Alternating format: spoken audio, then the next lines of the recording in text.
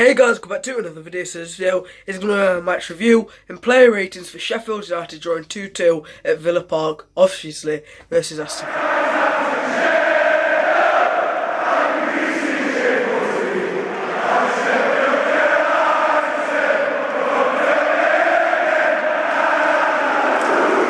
So just before I start this video, make sure to drop a like on it. I'm going to go for 7. The targets have been mixed lately, but I'm going for 7 on this video. I believe that you guys are going to hit it. So, you know what? Thank you in advance. Drop a like right now. So, this game, it was quite one-sided, other than in the first 10 minutes, I'd say. Aston Villa got their 2 goals. Then I think it was like the 5th minute and like the 8th minute, literally. It was obviously, the first goal was, I forgot who scored the first one now. Let's go for a second one. The second one, Yedinak from a header. It probably, you know, I'd say they shouldn't have really been able to get a header. He just came in and like jumped higher than the rest of our players, and it was a nice goal, to be honest. It was a nice cross and stuff, but goals like that, you shouldn't be conceding them at this level. It was just simple, you know, crossing to the box and they scored. It's literally Sunday League sort of stuff, that is, and we should have been defending that. Then obviously the first goal, which I forgot about, I just looked at, it was a penalty. That probably explains why I forgot about it. But it was obviously Albert Durham who took it. I didn't believe it was a penalty. I believe that it was quite a soft decision. And I think it was like Jack Grealish who jumped down. And the referee well, he didn't realise actually. Because Jack Grealish, all the time in the game, he was jumping around. He was on the ground the whole time. The referee didn't realise that. He was, you know, diving a bit and overreacting, which I believe he was. And I don't like that sort of stuff in the game. I believe that he should have tried to stay on his feet, which he didn't do, and it's pretty disgusting. But in the 12th minute, Clayton popped up after a beautiful lofted ball from John Lundstrom. That ball hasn't had enough praise. If you ask me, that was one of the passes of the season. Just to dink it over their defender, get it in the right place at the right time, I suppose. Clayton Donaldson finished off miraculously as well. A lovely chip shot. I thought it was over at the time, because obviously Clayton, it's his first start in a while. He's a bit rusty, but no, he's coming to the lineup and showing exactly what he can do.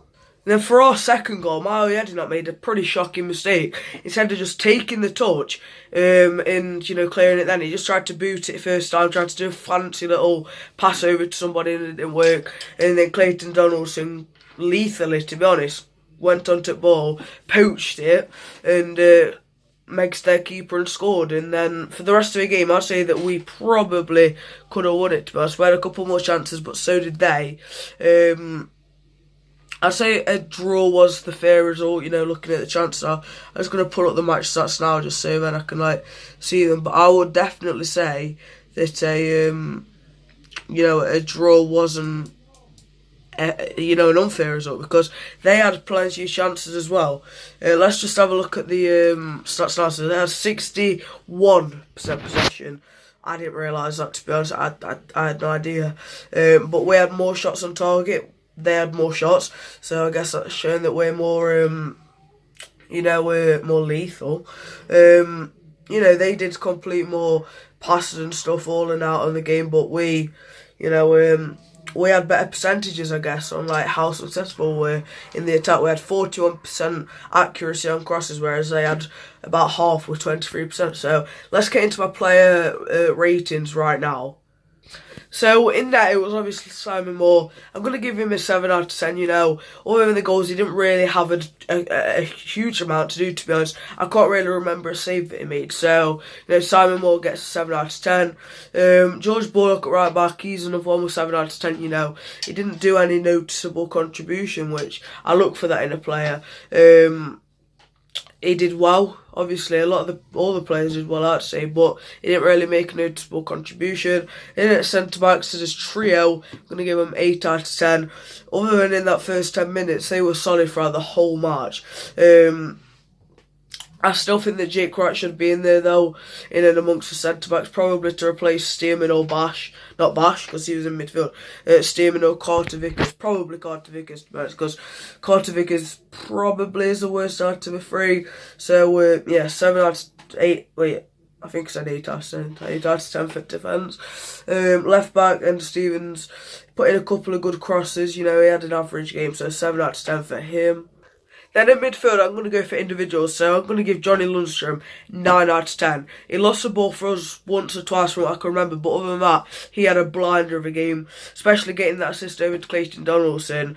And I know that Johnny Lundstrom probably is my favourite Blades player. Well, one of them at the moment, just because of how good he is. It's not biased. I genuinely reckon it was a 9 out of 10 performance.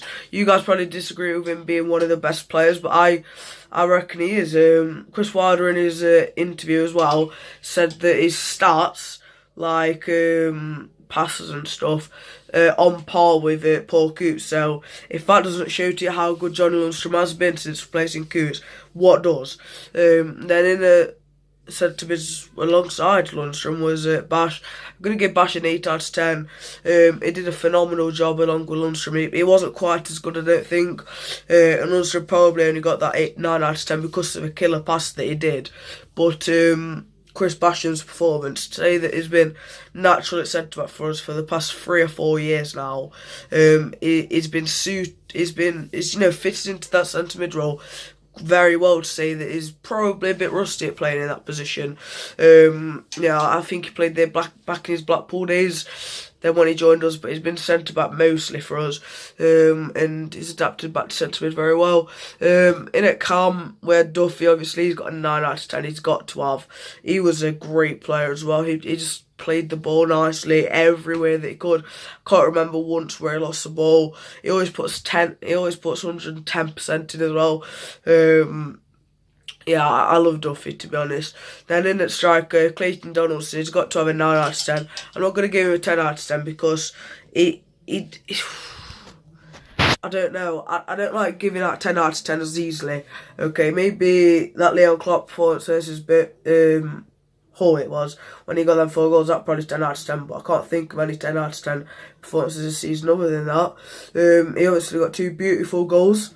He chased the ball all game, and he made Leon Clark look like, you know, he's been Billy Sharp all the time, and Clayton Johnson looked like he's been, you know, like Leon Clark with all the goals and stuff.